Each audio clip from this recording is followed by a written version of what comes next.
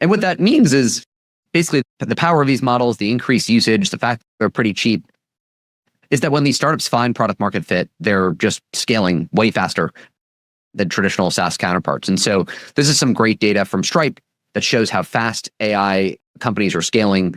And this pace of adoption breaks a lot of rules about traditional startups. As I think about some of the classic rules of SaaS investing, it was maybe don't go against some of these horizontal incumbents, or don't sell into hospitals or law firms or banks. Those are customers that take a long time to buy.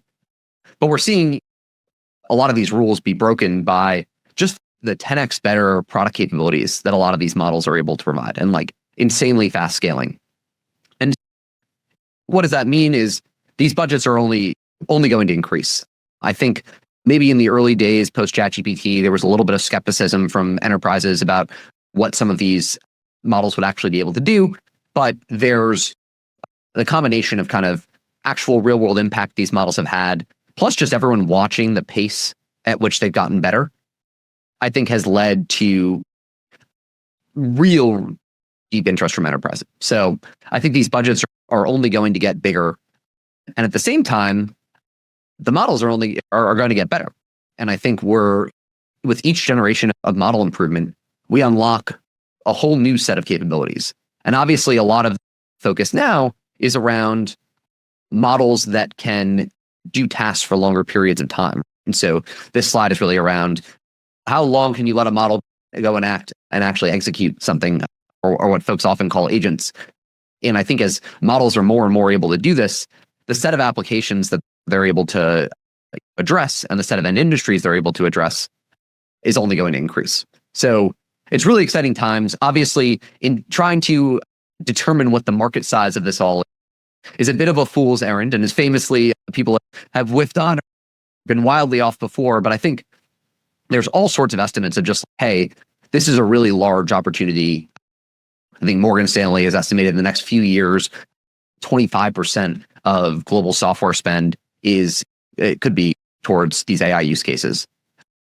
And so all this is like incredibly exciting, obviously makes the best period to be a venture investor, but certainly comes with its challenges as well, right? And I think there's two main challenges that we see day to day. The first is there's a lot of AI companies being started, which makes sense. If you're an ambitious founder today, what more exciting space to go build in than applying these models to a bunch of end industries? And I think YC is a great proxy for what types of companies are being founded. And so you're seeing the proportion of AI companies go way up.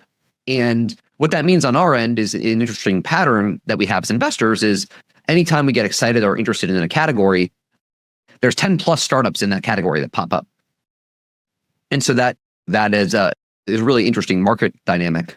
The second thing we're seeing is, and I'm sure folks have seen headlines and whatnot, the prices for these companies are definitely increasing. There's a lot of investor excitement.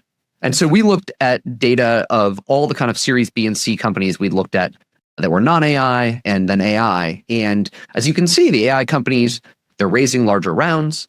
They're raising those rounds at higher prices. Now, admittedly, a lot of that is justified by the higher growth rates that these companies have, the kind of step change in adoption. But these prices and the sheer number of companies definitely make for a challenging investing landscape to navigate today. And so maybe I'll share a few observations on the broader market before I talk about how we think about navigating all this. The first thing I'd say is these products are hard to build. Yes, there's a lot of companies that we see in each space, the 10 plus in each category. But I would say a common trend is that in any category we look at, there's really 2 to 3 of them that rise to the top.